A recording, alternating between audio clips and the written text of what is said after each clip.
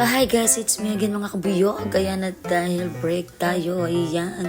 Magkaroon naman tayo ng konting pahinga sa ating mga sarili. Ayan, sobrang traffic nga pala dito mga kabuyog. Sobrang haba ng oras, di ba? So let's go, mag-antay na lang tayo mga kabuyog. Pupunta nga pala kami rito sa mall para naman ipahinga ang ating mga sarili. At ayun nga mga kabuyog, sabi ko sa inyo tulad kanina, ayan, punta tayo ng mall para naman magkaroon tayo ng relaxation, o diba? Charot, relaxation ka pa dyan. May relaxation.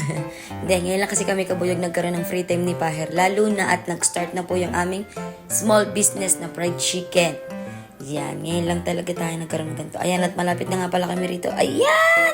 At ito na nga pala kami, nakarating na kami sa aming destinasyon. At ito na yung mga sumunod na nangyari. Ayan, at dito naman mga kabuyog, nagpa-park na nga at nagpapaliko na si Paher dyan. Ayan. Dito na tayo sa mall. Uy, nonchalant. Pabebe muna tayo. Charing lang.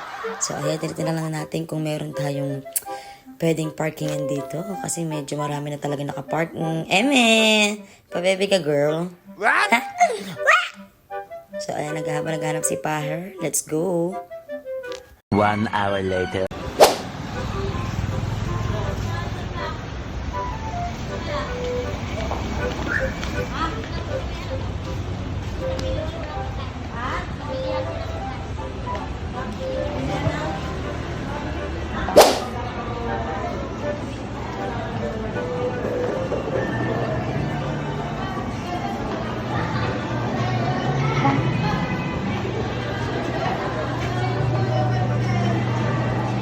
Ma, nakakarito ka na ulit.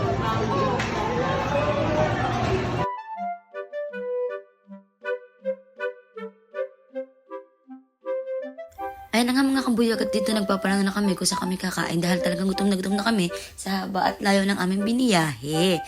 At sabi ko nga dito, tara, na lang ulit sa dati. Ano pa, akyat tayo dun sa taas. Total, nakakakita na naman si mama. Kasi the last time na pumunta kami rito mga kabuyog, as in si mama po, ay wala pong paningin dahil siya po ay nabulag.